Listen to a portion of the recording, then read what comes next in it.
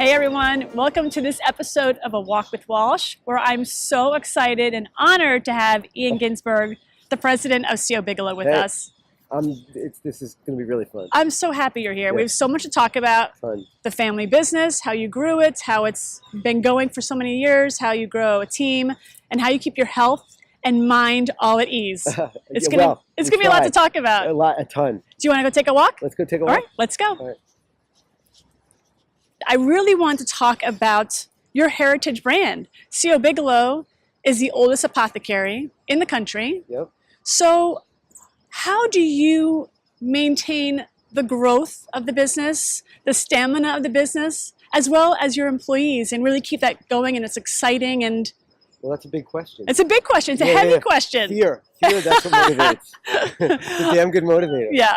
You know, they say that the first generation builds it, the second builds it up, and the third F's it up, right? There you go. So I don't think you're doing that, though. No, well, that's what keeps you alive every morning when you get out of bed. Sure. And I tell my son, who's fourth generation, I said, "You're so lucky because you get to start all over again." There you go. Yeah. So you are third generation. So your grandfather. So the store has been there 180 years. Yes. My grandfather bought it in 1939. He was a first generation. He was an immigrant. Became a pharmacist. He bought it with his brother-in-law.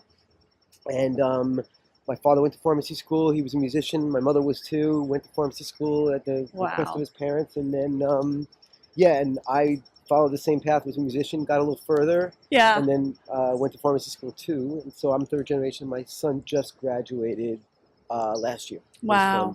Wow. Yeah. And being someone in the beauty industry for as long as I've been in the beauty industry and someone who's been a fan of products, I remember growing up in New York and going to the store.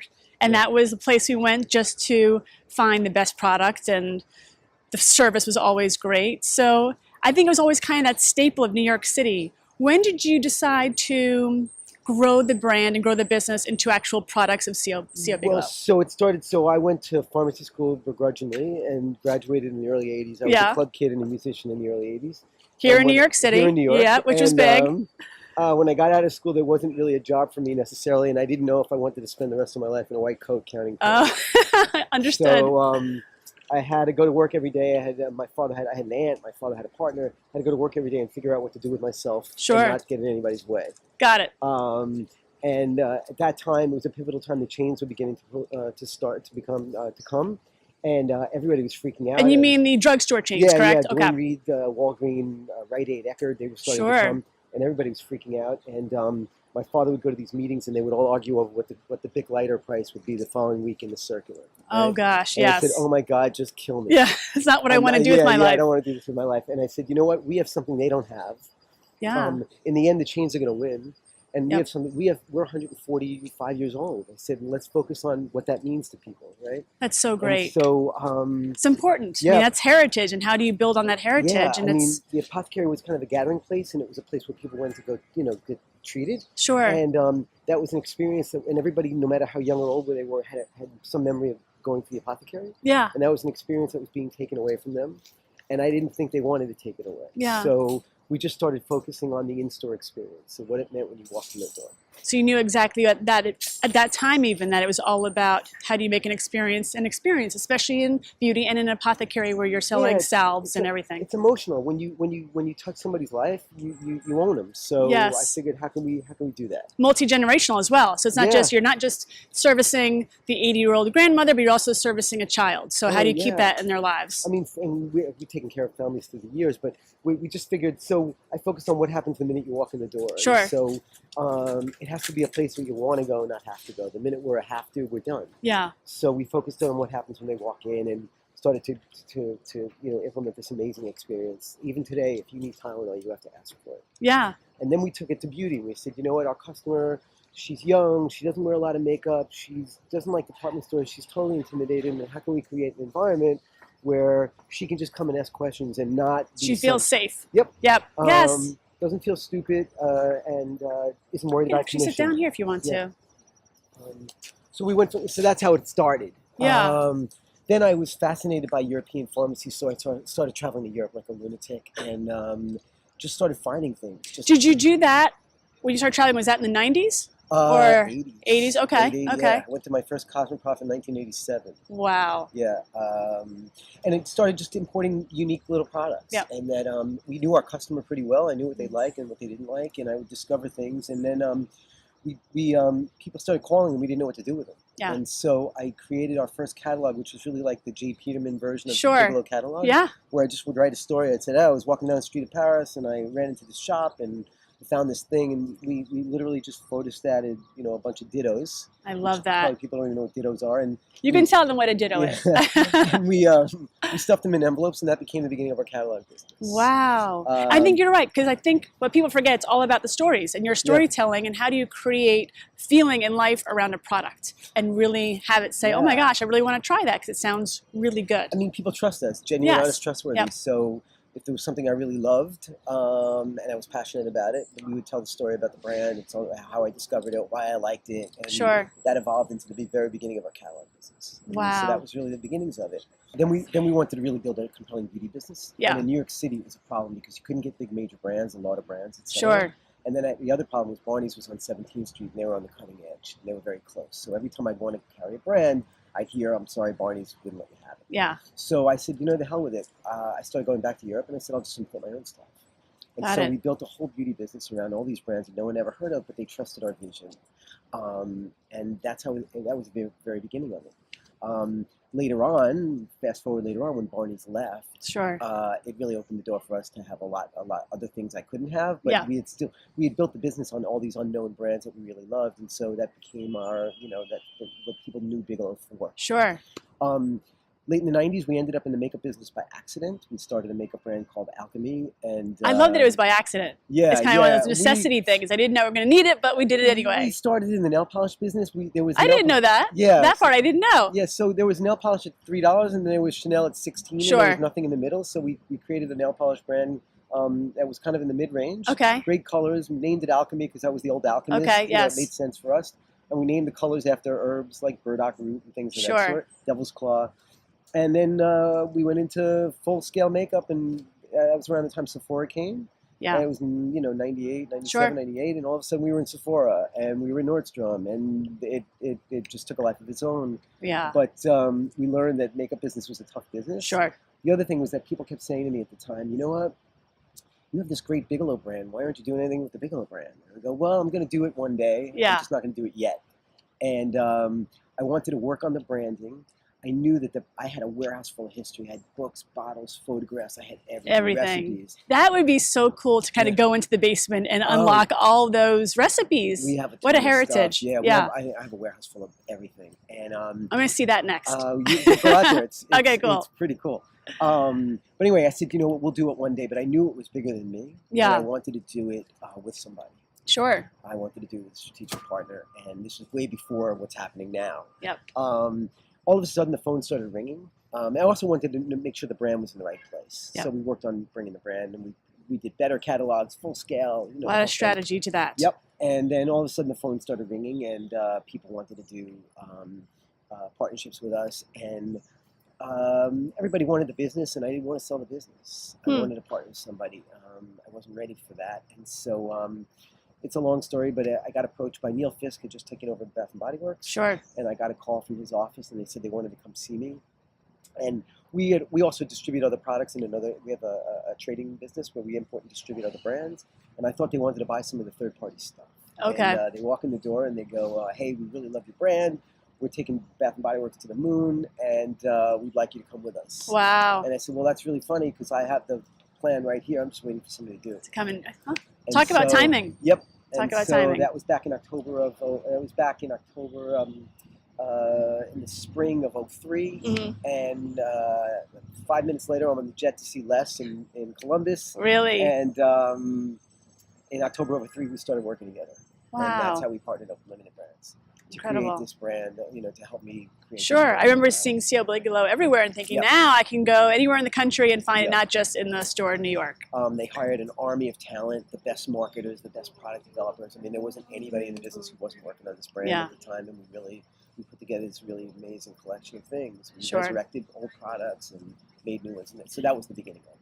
That's exciting. Yeah, it was fun. I guess another big part of that, too, is how do you grow that part of the business and also grow your team around that? Like that's got to be very, very hard, but also well, the team back at CO Bigelow, the retail thing is the same team of people that I've worked with forever. really. Yeah, everybody's been there for 15, 20, 25, 30 years. No kidding. Yep. It's just a group of us. It's a family. We all grew up together. It's kind of fun. I think that's the best part when it becomes family and it's just succinct in so many ways that you can't imagine it any other way. So I go to Limited Brands. I had an office in Soho with Limited, and I worked for them full time. Okay. I also had to figure out how to run Bigelow's without being there anymore. Sure. I had to work for them full time, but I was working with all these amazing, brilliant people, all these BCG people, Harvard MBAs, and amazing developers, and then you come in. And then, it was me, from the street, Yeah. just a pharmacist from LIU. The rocker, playing his guitar. Yes, exactly. But I kept my brand intact. I kept Sure. my team intact at Bigelow's, and I would start my day and end my day there, and they kept the thing together while I was running around playing with the people at Limited. Do you think that's also a key to the success of the business and the longevity of the business because you knew that it had to be a team and it had to be continually going in the way that it wasn't sort of piecing it apart into other things? It just had to be they're all really, really passionate people. Sure. And we all grew up together, and we're all in it for the same mission, and we all want to help people, and we all know what business we're in, and we're like a family, and so we're brothers and sisters, and we all fight, but we all love each other. Take care of each other. Yeah, and they and there was no reason to make any change. I wanted it. The place is organic, and it should stay organic. Yeah. And I think so it's not it's kind of this cool thing. Sure.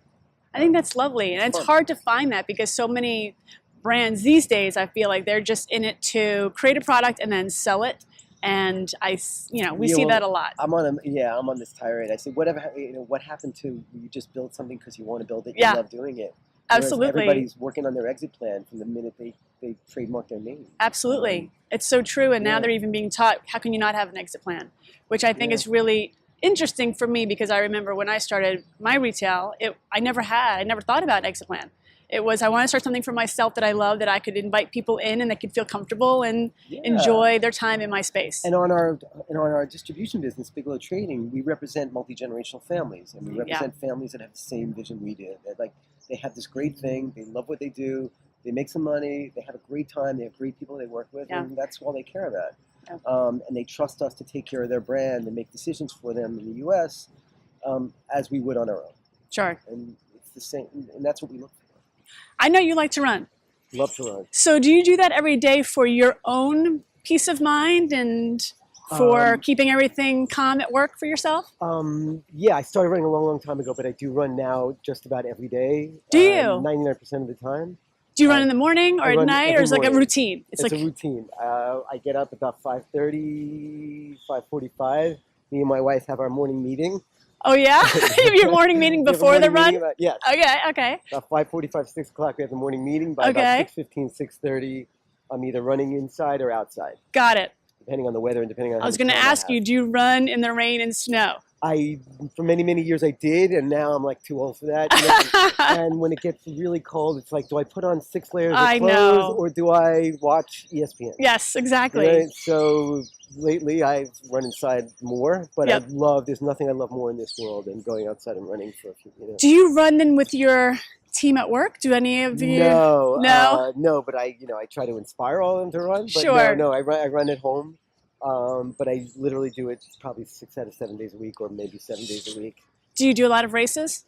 No, I used to. I ran a bunch of marathons early on. I used to be in the Roadrunner Club and ran every 10K and half marathon and all that stuff. But now, because I've been running for a long time, I'd rather be able to run every day than hurt myself. Yeah, I'm in the same boat. There's nothing I'd love more than to run another marathon, but I know I'm going to get hurt myself. I'd rather keep running every day in my little 3 to 5 miles or 6 miles than try and do another marathon. If I had to, I'd rather just enjoy my runs in the park and keep healthy that way and walk and do those kind of exercises. Yeah, so I'm like a lunatic, but I run no music, no nothing. You can go this way. Me and time and space. Yeah. And I solve all the world's problems in my run, and I think about everything, and it's fantastic.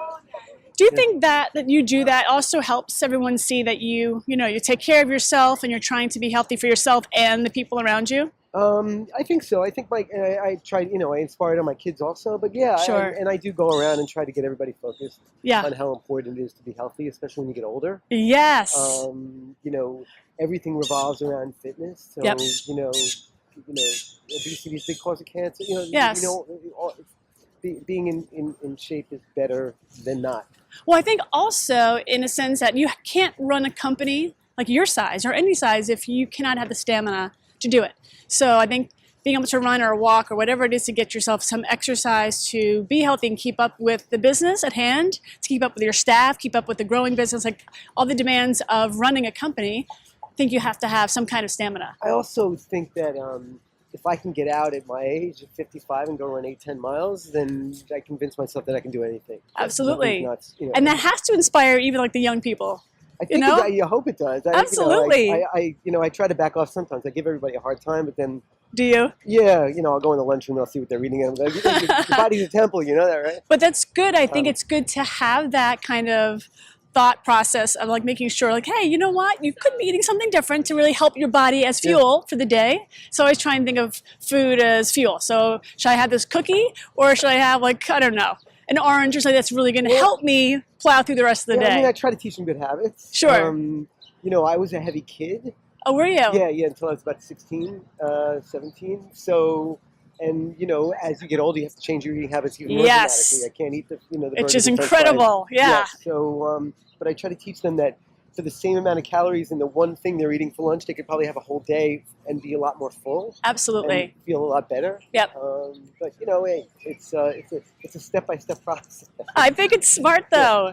It's hard, but I think especially when you are a leader within your community and your job, it's important to have that mindset of I got to take care of myself, because if I take care of myself, I can take care of my family, and I can take care of my employees and my staff. Well, you think you're invincible, and then all of a sudden you hit 50, and all of a sudden, you don't care about this stuff, doesn't bother you, Yeah. And then all of a sudden you hit 50, and like, oh my God, people. Yes. Stuff starts happening to people that you know. Yes. And you're like, oh, damn. Yeah.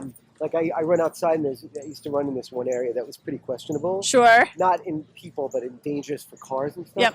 And for some reason, and people said, "Are you crazy?" I go, "Nah, it's okay." And then all of a sudden, when I hit 50, I don't do it anymore. I don't do it anymore. Yeah. Wow. I figured my time was wearing down. Yeah.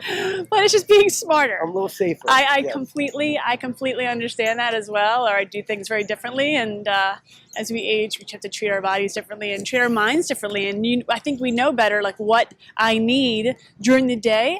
Whether I wouldn't have done it when I was 20, saying, "Oh, I don't want to take time away from something," because it might take time away from work or something at hand. But now I know I have to. Like for me, I have to go for a walk. I have to, because I know it makes me a better person in my job. And I teach them you have to make time, because they say, "Well, I have have the to." time." No, I don't. This is everything else revolves around this. You have to be of sound body and mind, and then everything else is I'll give something else instead.